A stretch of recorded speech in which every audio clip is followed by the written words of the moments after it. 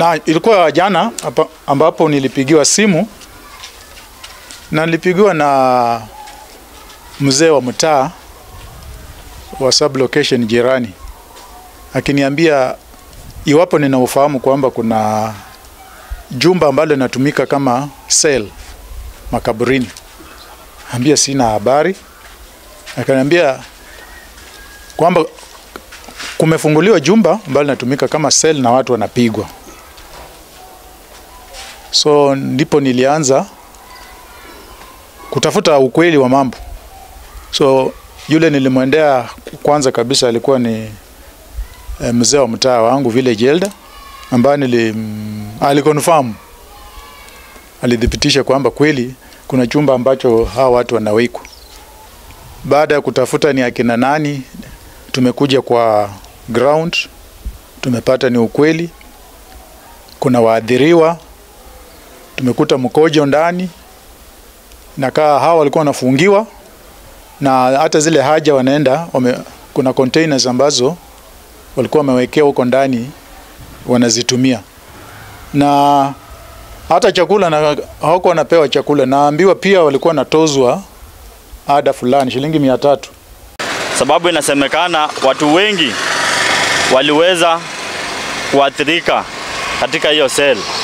Watu walikuwa wanashikwa, wanawekwa pale, wamama na wababa wanapigwa, wanafungiwa pale hata zaidi ya siku 3. Kwa hivyo wale watu wa pale walikuwa wametengeneza pale kama cell yao ya polisi, na walikuwa wanasema kwamba wamepewa mamlaka kufungua hiyo cell.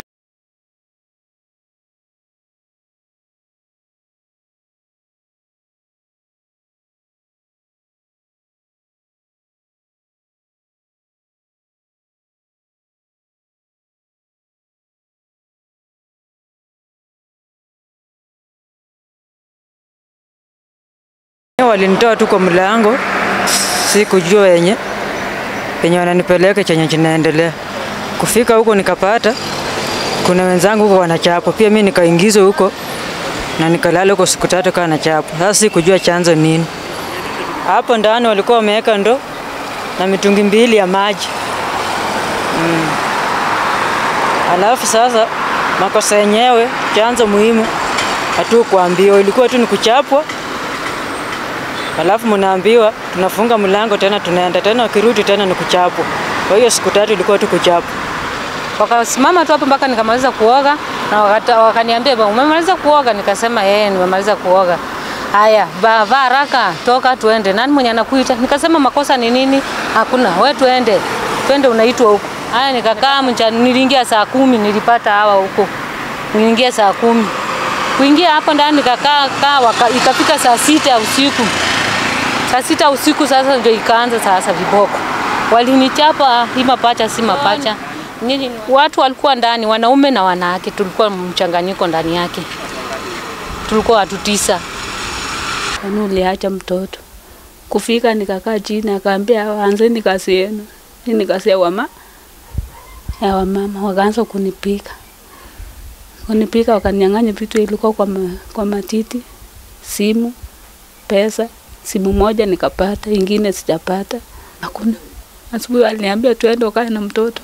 Mwenyewe atashughulika apeleke mtoto shule. Nikamuuliza kama ingekuwa mtoto kwa nini hiyo siku yote, si unajua ndamu yenu kwa nini kumpeleka mtoto shule? Hata hapana.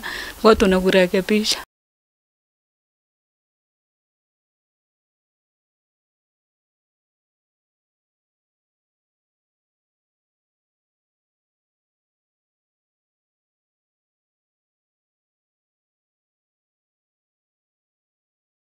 Alikuwa mlevi, aliyekuwa hapa rudi soba, na kesho yake asubuhi alitolewa akapeleka kwake. Alikuwa mlevi yenye hata angeza ongea na mtu. Alishikwa kani mlevi. Akipigwa alikuwa mlevi ndiye arudi soba kidogo. Alipigwa sana juu ya ulevi. Liguru wa kijiji ndiye aliona kama wamama wamepewa discipline na wamebadilika, hata wababa wafanye nini? Wapigwe. Waeko hapo wapigwe, waache po. Na yeye mwenyewe personally ndiye aanzisha hapo ndani kuweka watu. Yeye aliweka watu wangapi? 3. Aliingiza hapo wanaume 3.